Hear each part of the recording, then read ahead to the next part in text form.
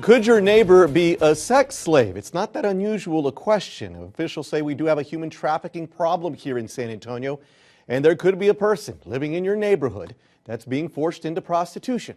Christina Coleman met with federal agents about the problem. They tell us how some of the horrible things that they've seen and heard while saving sex slaves in our area.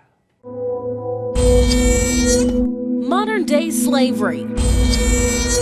We see it all over San Antonio. Millions of undocumented immigrants are trafficked into the United States and forced to have sex with paying customers. We're talking about a combination of both boys and girls, men and women. And the example I use is the case we had here in San Antonio. Special Agent Fred Hollenbeck has 20 years of service fighting human trafficking. They're forced into work, either labor, and paid minimal wages, or they're forced into sex. Hollenbeck is talking about a San Antonio case where 2 men brought 3 women here from Nuevo Laredo with the promise of finding a good job and sending money back to their families. They look for those individuals that have no social status. They're impoverished. They have no money. Instead, their experience in San Antonio was a dark one. Once they got here, it was the complete opposite. They were taken into a room, 4 cameras were set up, they were forced to strip, and a gun was placed on the table. At that point, they were no longer free to leave.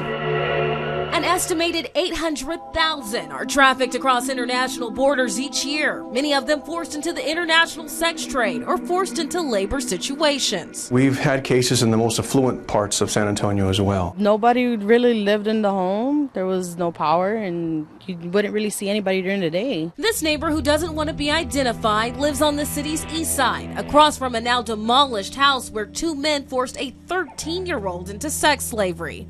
The teenager went to the house to buy drugs and ended up tied up in 2007. She isn't an undocumented immigrant, but her story is similar. She lived on a street with plenty of neighbors who say they never noticed a thing. Just the 2 brothers and some friends coming and going, checking the mail. The 2 brothers, Bobby and Juan Moreno, were recently sentenced to life without parole for repeatedly raping the girl, drugging her, and selling her for sex to other people. She explained to the jury how strangers would come to the home and pay for sex. Like between 5 and 13. That's how many men the girl believes raped her, while her feet and hands were bound. She says when she tried to fight back, they started injecting me with the drugs. Agents say sometimes when they bring suspects into this processing room, they bring them in here and they sit down in this chair just like I am, and they look at the walls and they see these pictures of labor trafficking and sex trafficking, and sometimes that's what gets them to talk, and they go from suspect to victim. There's a lot of body language, and if you have the 2 in the same room, you'll see the trafficker, just through the use of eyes, stare down the victim. And the victim, because of what they've been subjected to, will just cower, and they'll lower their head and avoid the eye contact. But Hollenbeck says you can help put a stop to this too. When neighbors notice that children are not allowed to go to school, where people are not allowed to go to church, that nobody comes out of the house,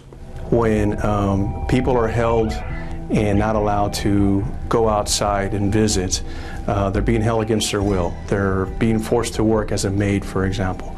We want people to call. We want people to report. He says in some cases that could be the difference between life and death, depending on who the sex slave is forced to sleep with. There's a lot the community can do, but they got to care enough to engage. Christina Coleman, Fox News at 9.